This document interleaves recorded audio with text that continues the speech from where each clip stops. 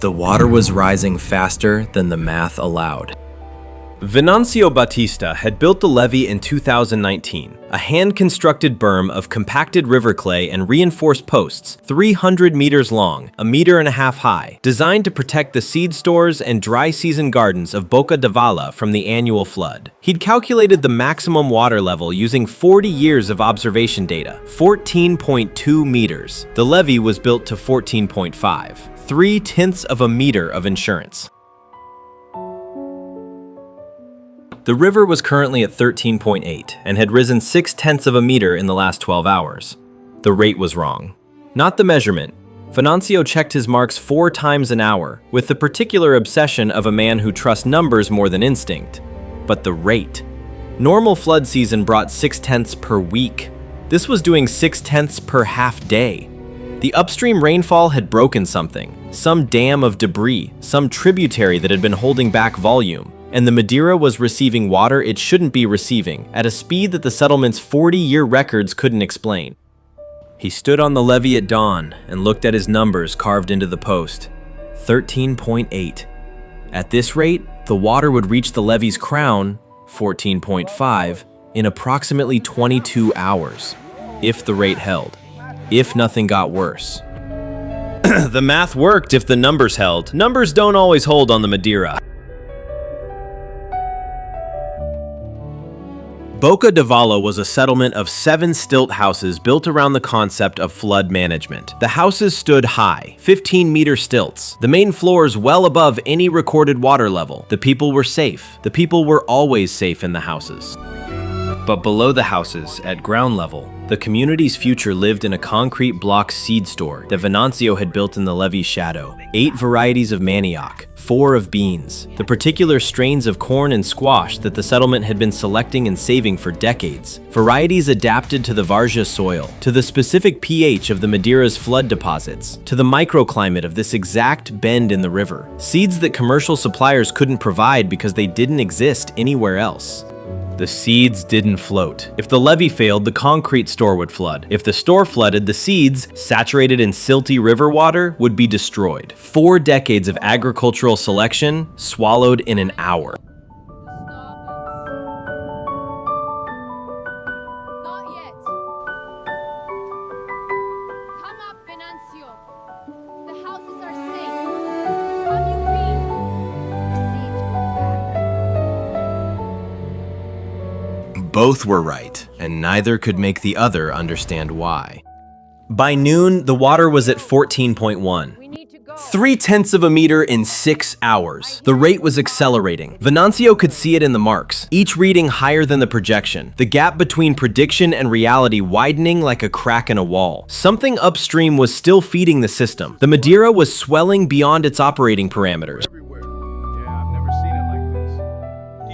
The levee was sweating. Not a metaphor. The clay berm was weeping moisture through its face. The hydrostatic pressure of the river pushing water through the compacted material in tiny streams that darkened the surface like tears on brown skin. Normal seepage. Expected seepage. The kind of seepage that meant the levee was doing its job, absorbing and releasing pressure rather than failing suddenly. Venncio patched. Each seep got a handful of dry clay pressed into the surface, the material absorbing the moisture and creating a temporary seal. He moved along the 300-meter length with the practiced rhythm of a man who'd been doing this every flood season for 5 years. Bend, press, smooth, move. The rhythm was meditative. The rhythm was also masking the fact that the seeps were multiplying faster than he could patch them. He won't come up. He'll stay until the water comes over. 1972. The south section, where the levee crossed a natural drainage channel that Venncio had compacted but couldn't eliminate, was leaking along a horizontal seam. A meter of wet line across the berm's face, the water coming through in a continuous sheet rather than discrete points. This wasn't seepage. This was pressure finding a weakness. Venncio knew what a linear seep meant. The clay layers had separated under hydraulic pressure, the water finding the junction between construction phases, the place where one day's compacting met the next day's. The levee was delaminating from the inside. He had sandbags, not real sandbags, woven bags filled with the same river clay, prepared every year as supplemental reinforcement. He and Herculano stacked them along the south section, pressing the weight against the seep line, the bags compressing the clay and redirecting the internal pressure. The seep slowed, didn't stop, slowed. The sandbags bought time. Everything Venncio did bought time. The question was whether the time he was buying would outlast the water he was fighting. From the stilt house above, Aparecida watched her husband work. 71 years old, bending and lifting and pressing clay in the equatorial heat, the sweat soaking through his shirt, the body performing the labor that 40 years of physical work had prepared it for, but performing it at a cost that only a wife of 43 years could read. The slower movements, the longer pauses, the particular way he straightened his back with his hand pressing the small of his spine. He won't come up. He'll stay until the water comes over. In 1972, the water came over. Everything below the stilts was gone by morning. The seeds, the gardens, the goats, the canoes. We rebuilt. Took 3 years, but we rebuilt. At 11 p.m., the water reached 14.4, 1/10 of a meter below the levee's crown. The rate had not slowed. Venncio had been working for 18 hours. The body that had served him for 71 years was operating on the particular fuel that stubbornness provides when muscles have exhausted their glucose. Not energy, but refusal. Refusal to stop. Refusal to climb. Refusal to watch from above while the thing he built failed below.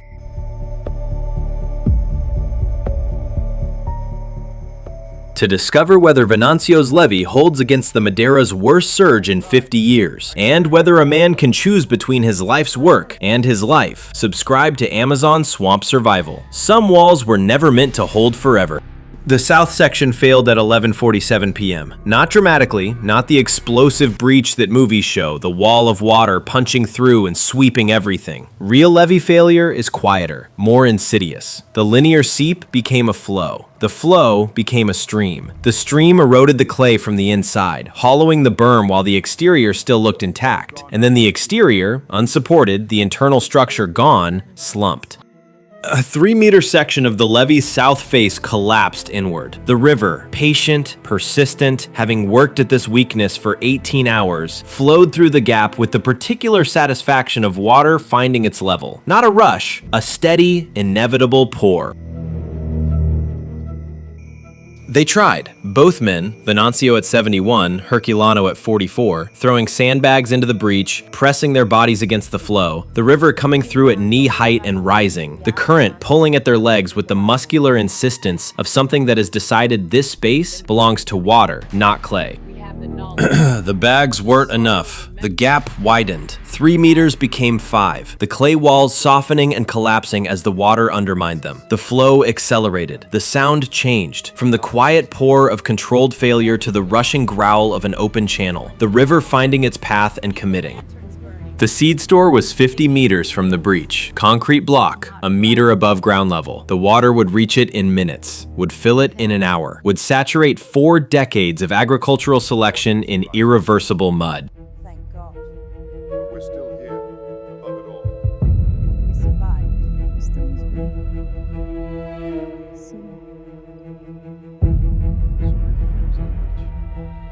Aparecida's voice came from above, not shouting, cutting. The particular frequency that a wife of 43 years uses when she needs to be heard through the noise of a man's stubbornness and a river's indifference.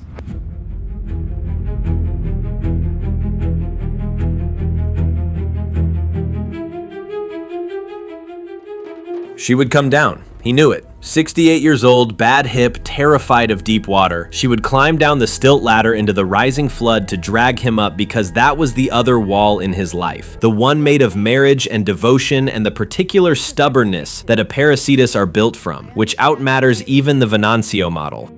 He looked at the breach, the water flowing through. The seed store, still dry, still above the waterline, but the clock visible in the advancing surface. 20 minutes, maybe 30. He looked up, Aparecida on the platform, the house, the family, the things that were alive and could not be replanted. He climbed. The seed store flooded at 2:14 a.m. Venncio watched from the stilt house platform. Brown water reaching the concrete blocks, rising against the walls, finding the doorway. The doorway that had no door, because who builds a watertight door on a seed store protected by a levee? And flowing in. Inside, burlap sacks of manioc cuttings, sealed jars of bean varieties, the corn and squash seeds in labeled containers. 40 years of selection. The particular varieties that Boca d'Avala had bred from the ground up, adapted to this exact soil, this exact climate, this exact river.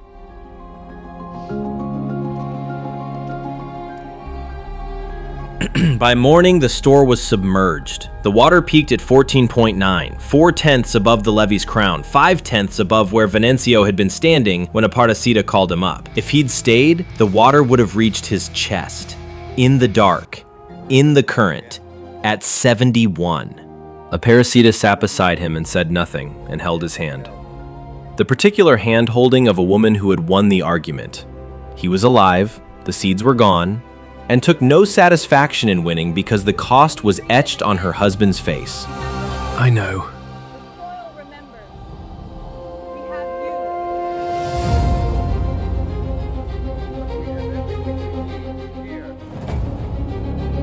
We always have. Duty versus desire. The tension that had pulled Venncio through 18 hours of levee work, duty to the community's future harvest, the seeds, the stored genetic legacy of 4 decades, against the desire to survive, to be with his family, to climb the ladder and be safe.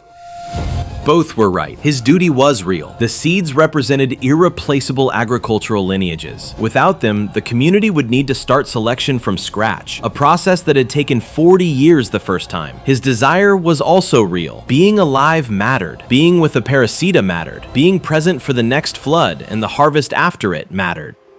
The transformation. Venncio had believed the seeds were the community, that without the stored genetic heritage, the settlement had no future. He'd been willing to stand in rising water at midnight to defend that belief. But the truth was quieter. The community survived the 1972 flood without a seed store, Dona Edith remembered. They'd salvaged from neighbors, traded upriver, planted what they could find, and over 3 years, 3 difficult, reduced harvest years, rebuilt the agricultural base that Venncio had then spent 4 decades improving. The knowledge didn't drown, the soil memory didn't drown. The people, the ones who knew which varieties worked and how to select for the traits the Madeira demanded, didn't drown because they were on the platform and in the houses, high above the water that had swallowed the infrastructure.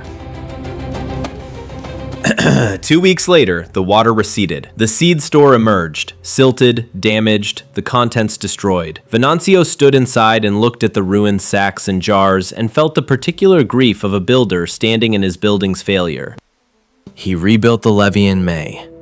Higher, different design, a 2-stage berm with an internal drainage channel that would prevent delamination. The engineering lesson applied, the structural failure understood and corrected. The seeds came from everywhere. Upriver settlements sent manioc cuttings, the agricultural co-op in Humaitá contributed bean varieties, Nayara's granddaughter, wait, wrong story. A young researcher from INPA in Manaus arrived with cold-stored samples of 3 of the 8 manioc varieties that Boca d'Avala had contributed to the National Seed Bank a decade earlier. Not all 8 varieties, 3. The purple bean was gone, Jarema's manioc was gone, 2 corn strains were gone. The particular selections that 40 years of Venncio's patience had produced, lost in the 4 hours between the levee's failure and the water's peak. The cost was real. Venncio never pretended otherwise. Those varieties were his life's work in plant form. The agricultural equivalent of a manuscript that burned, the research that was never backed up. They were gone and they weren't coming back, and the loss was permanent. But so was he. Permanent. Alive. Standing in the rebuilt seed store with Aparecida, filing the seeds that did survive, planning the selection process that would, over another decade, maybe 2, produce new varieties adapted to this exact soil, this exact river. The levee held the next year, 14.3. High, dangerous, but within the new design's parameters. Venncio patched the seeps with the same rhythm. Bend, press, smooth, move. The difference was that Aparecida no longer needed to call him up. At 14.0, he climbed the ladder himself. Some walls were never meant to hold forever. Some walls are meant to hold long enough for the people to choose what matters. Venncio chose his wife, his family, his body, his future. He lost the seeds. He kept himself, and from that kept self, rebuilt, replanting, reselecting in the rebuilt seed store behind the rebuilt levee, the community's agricultural future grew again. Different, diminished, but growing.